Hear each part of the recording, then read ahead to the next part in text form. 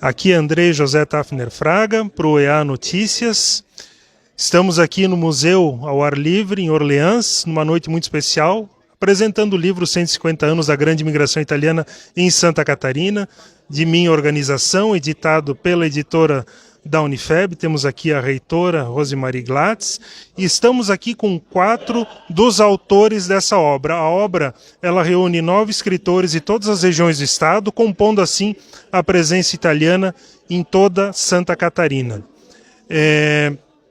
O livro ele aborda então o período que vai desde antes do início da Grande Migração, com o surgimento da colônia Nova Itália, aborda o período de 1875 em diante, quando iniciou o grande fluxo migratório de italianos para Santa Catarina, as colônias Blumenau e Brusque, que foram as que receberam por primeiro, aborda as colônias aqui do sul do estado, onde chegaram a partir de 1877 e tem uma presença muito forte, muito relevante, aborda as migrações internas que ocuparam, então, com todo o estado de Santa Catarina, com a presença italiana.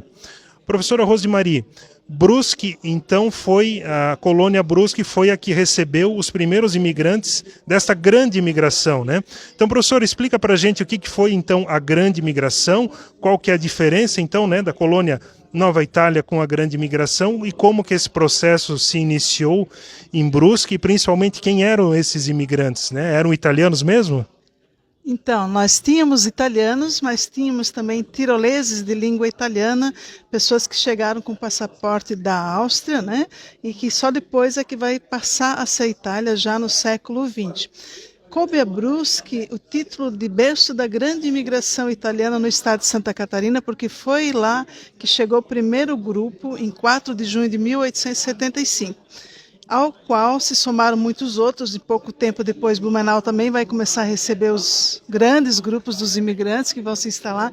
Foram milhares, a bem da verdade, mudou totalmente a composição étnica das cidades que receberam esses imigrantes. É uma história de luta, de superação, de pessoas que, em sua maioria, vinham fugindo da fome, buscando condições melhores de vida, e aqui em Santa Catarina receberam, sim, terras que puderam ser sua, receberam ajuda do governo também para começar as suas plantações, para construir a sua primeira casa, ferramentas para a produção agrícola. Foi um tempo difícil, sim, mas uma receita que deu muito certo com o passar dos anos. Nós temos, antes da grande imigração, um movimento inicial que começa em 1836 pela colônia Nova Itália, em São João. E para isso nós podemos convidar o colega, também autor de capítulo, para falar um pouquinho. Tá ótimo, obrigado, professora. Temos então ali o início da grande migração de 1875 com Brusque, que depois se espalhou para várias outras regiões, mas antes da grande migração a gente observou alguns fenômenos muito interessantes em Santa Catarina, né? A passagem de Giuseppe Garibaldi, né, que depois vamos falar também, e a formação da primeira colônia italiana do Brasil, colônia Nova Itália, ou no território onde hoje se situa São João Batista. Então, professor, poderia contar um pouquinho para a gente sobre essa colônia? Então, a colônia Nova Itália, ela seria a primeira colônia, apesar de ela não ser pública, né, uma colônia privada. Então, é ela que deu início a esse processo de chegada dessa imigração italiana, a partir, então, ali do caso, seriam imigrantes italianos da região do antigo reino da Sardenha, que depois vem a compor, né, a República Italiana após a unificação. Então eles vieram de Gênova então até Desterro e dali então foram destinados para as terras hoje que seria o interior de São João Batista, né? Mais precisamente onde seria o distrito de Tigipió, onde hoje fica o bairro que recebeu então o nome dessa colonização, né, como Colônia Nova Itália. Essa colonização é importante porque é ali para o Vale do Rio Tijuca que seria a principal referência, né? Que depois isso vai acabar criando volume, principalmente cultural, e tendo esse sentimento de italianidade aperfeiçoado e fomentado com a chegada então da grande imigração em 1875, a partir ali da colônia Brusque, chegando então por Nova Trento. Então outros italianos se misturaram aos da primeira colonização, e São João Batista hoje pode dizer que é um município que tem forte presença dessa cultura, né, disso tudo que acabou vindo da Europa para cá, E hoje, então, São João Batista, apesar, né, de tantos outros movimentos e do distanciamento histórico por outras questões políticas ao longo do século XX, mas hoje, então, São João Batista pode dizer que se reconhece como uma cidade que tem forte presença italiana e que é onde se cultiva ainda o sentimento que une todas as colônias que receberam italiano em Santa Catarina. Ótimo, e agora vindo para a região sul, onde estamos hoje, região tão importante para a presença italiana de Santa Catarina. Professor Idemar, no capítulo, o professor detalhou muito bem como que se deu a formação das colônias e dos núcleos coloniais. Poderias explicar um pouquinho melhor para a gente? Isso. A colônia, ela se deu num processo de povoação de um território que estava, digamos, chamado vazio demográfico, então para povoar e para ocupar esse território. Então, com isso, o governo imperial resolve criar a colônia Zambuja em 1877. Então, com isso, ele começa a trazer os primeiros imigrantes, quer dizer, o primeiro núcleo de imigrante que saiu da parte da Europa vieram pela França, Rio de Janeiro, Florianópolis, Laguna, Tubarão e depois partir a pé a colônia Zambuja. Então esse foi o primeiro núcleo imperial. E tivemos outro núcleo de ocupação mais para a parte da serra, mais para o pé da serra, como o pessoal comenta, que é a parte da colônia, então, Grão-Pará, um dote de casamento da princesa Isabel, que ela se torna uma colônia privada, ela vai à venda desse lote e à venda para os imigrantes da Europa para ocupação. E com isso, então, mais tarde, nós temos já a última colônia, que é a colônia Nova Veneza, uma colônia já república, privada também, mas uma colônia já república. Então, essas colônias, elas vão fechando o espaço, essas plantas coloniais, ela fecha o espaço e com isso inicia a ocupação de todo o sul catarinense. Maravilha, professor. E é interessante que a presença italiana em Santa Catarina tem muitas nuances, né, professora? Lá na nossa região, por exemplo, os italianos chegaram um pouco depois dos alemães, né? Ocuparam colônias cuja sede já tinha sido formada e desenvolvida por imigrantes alemães. Professor, essa relação foi fácil? Como é que foi? Essa relação, num primeiro momento, foi difícil em função da língua, né? As pessoas tinham línguas diferentes, em que pese nós tenhamos recebido um grande movimento de trentinos de língua italiana e de italianos. Os que já estavam na região, tanto a região de Blumenau quanto a região de Brusque, eram essencialmente alemães e uns poucos poloneses. Então, o grande dificultador, na minha opinião, foi a questão da língua para as pessoas se compreenderem, porque no mais eles foram se inserindo aos pouquinhos, né? A região foi sendo ocupada, foi sendo demarcada, novos lotes surgiram e, com o passar do tempo, eles acabaram se assimilando, mas a principal diferença inicial foi a questão da língua, então.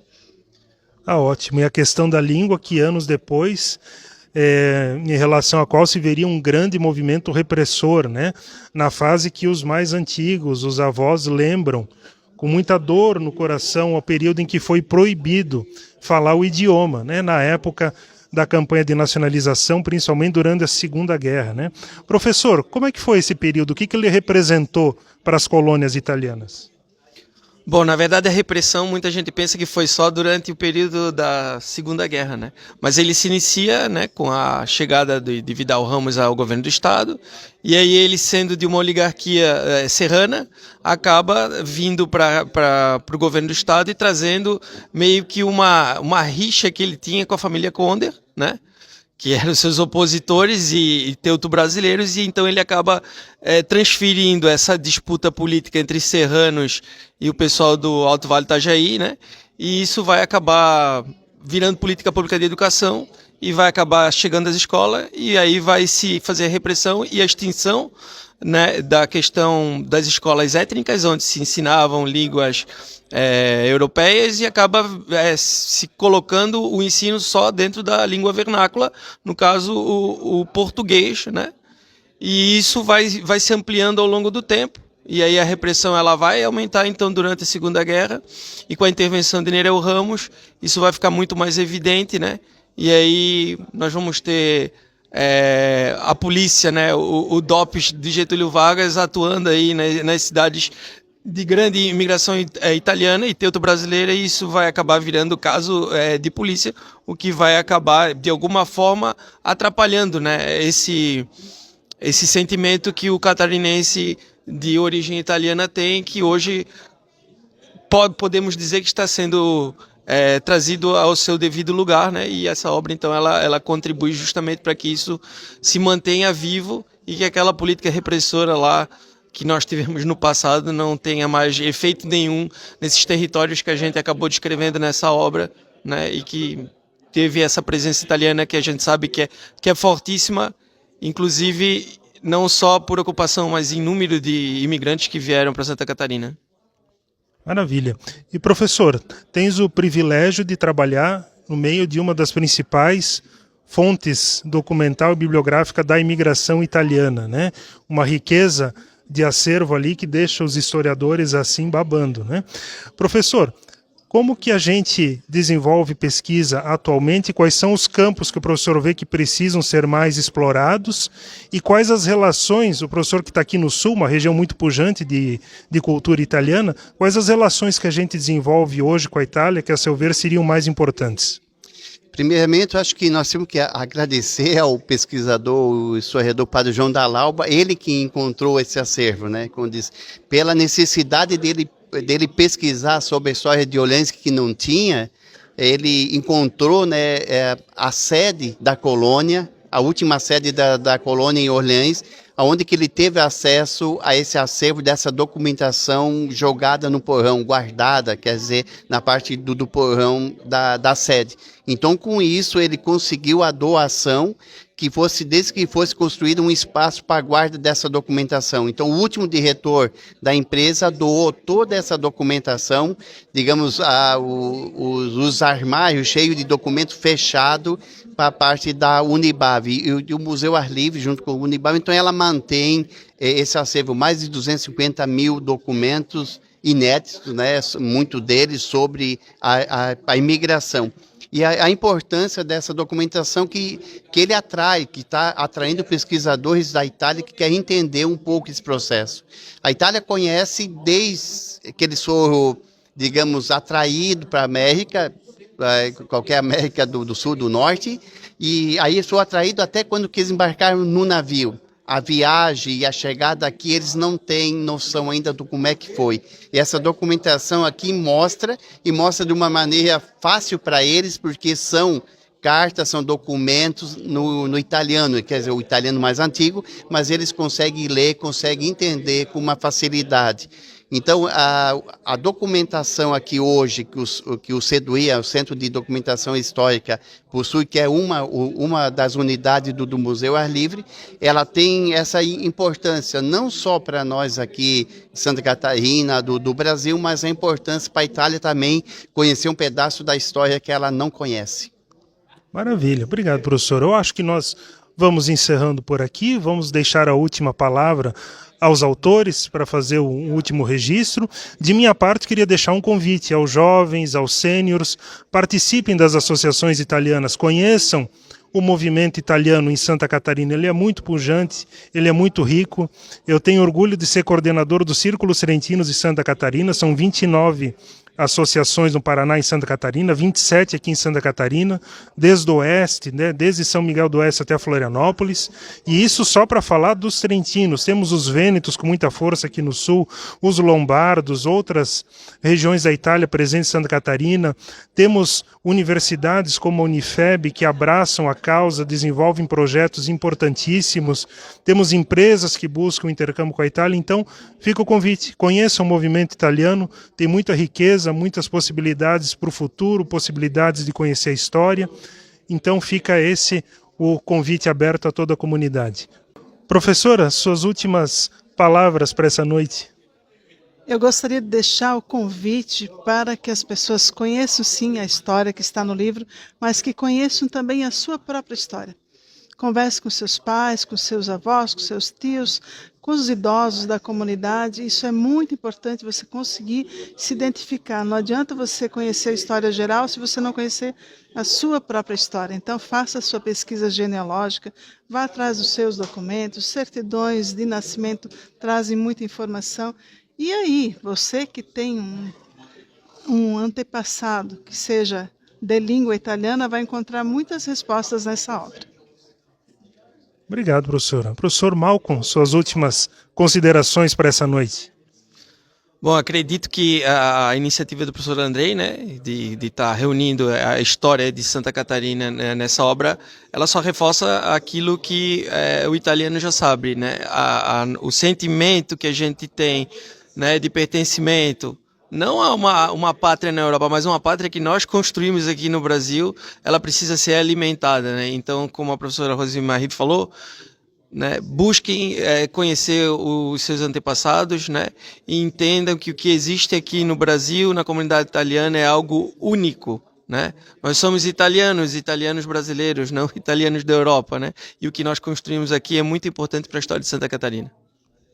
Isso aí, obrigado. Professor Idemar, o grande anfitrião da noite, suas palavras para encerrar esse lançamento.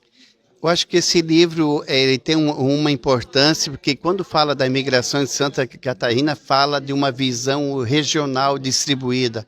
Eu acho que a sua coordenação, professor Andrei, foi muito bom, que você buscou a visão de cada nativo daquela colônia, a região de cada um que vive, pesquisa e sente o dia a dia. Então não é um autor, né, do litoral que vai pesquisar sobre a Colônia do Sul, não, mas alguém daqui. Então foi muito bom essa pesquisa com os nativos, pesquisadores de cada região que abrangesse o território catarinense.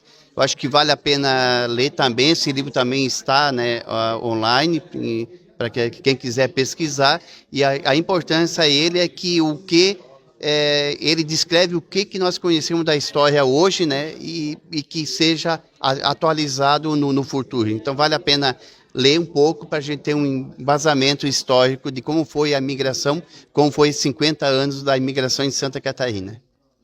Maravilha. O livro, então, ele partiu de uma iniciativa nossa dentro da Comissão Estadual dos 150 anos da Grande Migração Italiana.